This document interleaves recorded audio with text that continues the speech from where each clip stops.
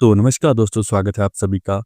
तो आज की वीडियो में दोस्तों बात करने वाले हैं बेविस्टिन और M45 की कॉम्बिनेशन की और इसके अलावा दोस्तों साफ फंगिसाइड की कि इन दोनों में से कौन से फंगिसाइड ज़्यादा अच्छे तरीके से काम करते हैं और किस फंगिसाइड का ज़्यादा अच्छा रिजल्ट हमें अपनी फसलों पे मिलता है। तो दोस्तों जो बेविस्टिन और M45 फंगिसाइड है, इन दोनों फंगिसाइड को सभी किसानों ने अपनी फसल पर यूज़ किया होगा और साफ फंगिसाइड को भी लगभग सभी किसानों ने अपनी फसल में यूज़ किया होगा। लेकिन दोस्तों जो रिजल्ट मिलते हैं वो किस फंगिसाइड के कम मिलते हैं और किस फंगिसाइड के हमें ज़्यादा मिलते हैं। तो यह परेशानी दोस्तों हर किसान को काफ़ी ज़्यादा रहती है। इस सवाल के जवाब के बारे में दोस्तों आगे वीडियो में बात करेंगे कि बेविस्टिन या M45 का उपयोग सही रहता है या फिर दोस्तों साफ फंगिसाइड का। और साथ ही दोस्तों इनके रिजल्ट कम या ज़्यादा मिलने के पीछे क्या कारण होता है उनके बारे में भी बात करेंगे। तो दोस्तों अगर आपको आज का वीडियो अच्छा लगे तो वीडियो को एक लाइक ज़रूर से करें और यदि चैनल पे भी नहीं है तो चैनल को भी सब्सक्राइब ज़रूर से करें। तो आइए दोस्तों चलिए शुरू करते हैं आज का वीडियो। तो दोस्तों जो बेविस्टिन फंगिसाइड आता है वो दोस्तों एक सिस्टेमिक फंगिसाइड होता है और इसके अंदर दोस्तों कार्बेंडाजिम 50% होता है और दोस्तों जो M45 होता है उसमें मैनकोजेब की मात्रा 75% होती है और दोस्तों यह फंगिसाइड कॉन्टैक्ट तरीके से काम करता है।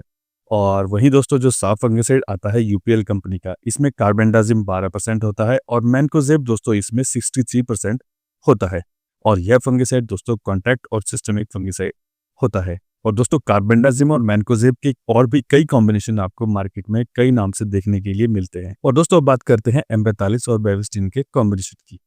तो दोस्तों जो M45 और बेविस्टिन का कॉम्बिनेशन रहता है, इनमें दोस्तों जो कंटेंट होता है हमें उसकी मात्रा ज़्यादा मिलती है, यानी 50% और 75%। और साफ में दोस्तों कार्बेंडाजिम 12% होता है और मैनकोजेब 63% मिलता है, यानी कि दोस्तों साफ में यह दोनों कंटेंट कम मात्रा में होते हैं। और दोस्तों जो बेविस्टिन फंगिसाइड है वो दोस्तों एक हाईली सिस्टमिक फंगिसाइड है जो कि फसलों में फंगस के कारण होने वाले हर तरह के रोग पर काफ़ी अच्छा काम करता है। और दोस्तों जो बेविस्टिन फंगिसाइड है वो लेट ब्लाइट के ऊपर भी कुछ थोड़ा बहुत काम करता है और बाकी दोस्तों बैक्टीरियल ब्लाइट को छोड़कर बेविस्टिन फंगिसाइड पौधे की छोटी अवस्था से लेकर flowering stage, fruit setting stage और हार्वेस्टिंग स्टेज तक फसलों में काम करता है और आप इसे हर स्टेज में फसलों में उपयोग में ले सकते हैं। और दोस्तों जो M45 फंगिसाइड है वो एक हाईली कॉन्टैक्ट फंगिसाइड है और दोस्तों M45 को फसलों में डालने से फसलों में मैग्नीज और जिंक की पूर्ति भी होती है और जितना दोस्तों मैनकोजेब फसलों को ज्यादा मिलता है उतनी ही फसलों में रोगों के प्रति सहनशीलता भी ज्यादा होती है, यानी कि फसलों में रोगों का अटैक कम से कम होता है और फसलें जो है वो काफी ज्यादा हरी भरी हो जाती है। और इसके अलावा दोस्तों जो बेविस्टिन होता है वो जड़ों में होने वाले रोगों के लिए भी काफी ज्यादा उपयोग होता है और इसके अलावा बेविस्टिन बीज उपचार के लिए भी उपयोग होता है, क्योंकि दोस्तों इसमें कार्बेंडाजिम की मात्रा ज्यादा होती है, तो इसलिए दोस्तों यह रोगों को कंट्रोल करने में काफी ज्यादा सहायक होता है। और दोस्तों जो बेविस्टिन और M45 का कॉम्बिनेशन है यह दोस्तों फ्रूट रॉट यानी कि फल सड़न, leaf spot, anthracnose, blast, collar rot, root rot, early blight, late blight पर भी दोस्तों यह कॉम्बिनेशन कुछ हद तक काम करता है। और जो साफ फंगिसाइड है वो भी लगभग दोस्तों इन्हीं सभी रोगों को कंट्रोल करता है। अब दोस्तों बात करते हैं कि किस फंगिसाइड का रिजल्ट कम मिलता है और किस फंगिसाइड का रिजल्ट ज्यादा मिलता है।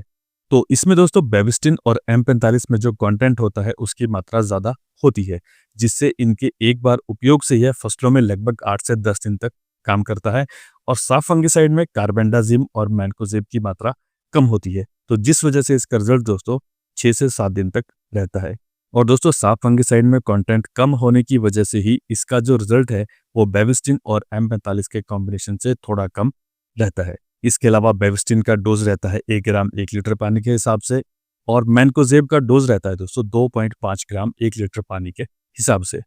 और साफ फंगिसाइड का डोज रहता है दोस्तों 2 ग्राम 1 लीटर पानी के हिसाब से। और दोस्तों इसके बाद आगे वीडियो में एक विषय के ऊपर और बात करेंगे कि M45 और बेविस्टिन का कॉम्बिनेशन डालना सही रहता है या फिर साफ फंगिसाइड का। और दोस्तों जो बेविस्टिन फंगिसाइड है वो काफी समय से उपयोग होता आ रहा है और इस फंगिसाइड के रिजल्ट आज भी वैसे ही है दोस्तों जैसे कि पहले थे, लेकिन आज के समय में काफी ज्यादा फंगिसाइड्स मार्केट में आ गए हैं जो कि इन्हीं तरह के कुछ रोगों को कंट्रोल करते हैं, लेकिन उनका प्राइस थोड़ा ज्यादा रहता है और इस फंगिसाइड का जो प्राइस है दोस्तों वो काफी कम होता है। और दोस्तों इसके अलावा लेट ब्लाइट पर बेविस्टिन और M45 भी काफी हद तक काम करता है, लेकिन दोस्तों लेट ब्लाइट को कंट्रोल करने के लिए यदि आप M45 के साथ अगर मेटलेक्सिल फंगिसाइड के कॉम्बिनेशन को डालते हैं तो उससे लेट ब्लाइट के ऊपर काफी ज्यादा अच्छा रिजल्ट मिलता है। यानी कि दोस्तों जो M45 फंगिसाइड है वो फसल की शुरुआती स्टेज से लेकर फसल की लास्ट स्टेज तक काम करता है और साफ फंगिसाइड में कंटेंट कम होने से इसका रिजल्ट दोस्तों थोड़ा कम हो जाता है।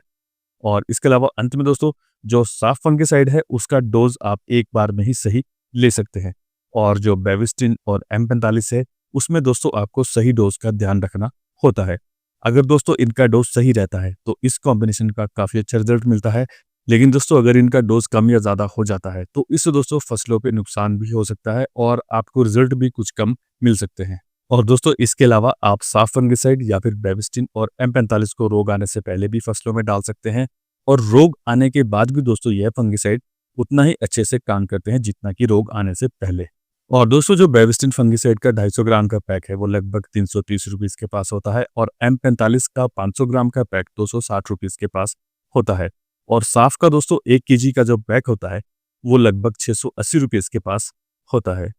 और दोस्तों मैं आपको ये भी बता दूं कि मैं अपनी फसलों में साफ फंगिसाइड को भी डालता हूं और बेविस्टिन और M45 को भी, लेकिन रोगों के हिसाब से। यानी कि दोस्तों अगर फसल में रोग कम है या फिर फसल शुरुआती समय में है, उसके लिए मैं साफ फंगिसाइड को यूज करता हूं, और जब फसल दोस्तों 20-25 दिन की हो जाती है और रोगों के लगने का चांस ज्यादा हो तो उस अवस्था में मैं बेविस्टिन और M45 फंगिसाइड को फसलों में डालता हूं, जिससे कि फसलों में फंगस के कारण होने वाले रोगों से नुकसान कम से कम होता है। और दोस्तों आज की वीडियो में इतना ही। अगर आपको वीडियो में दी गई जानकारी सही लगी हो तो वीडियो को एक लाइक जरूर करें, और यदि चैनल पे भी नहीं है तो चैनल को भी सब्सक्राइब करें। तो मिलते हैं दोस्तों आपसे नेक्स्ट वीडियो में।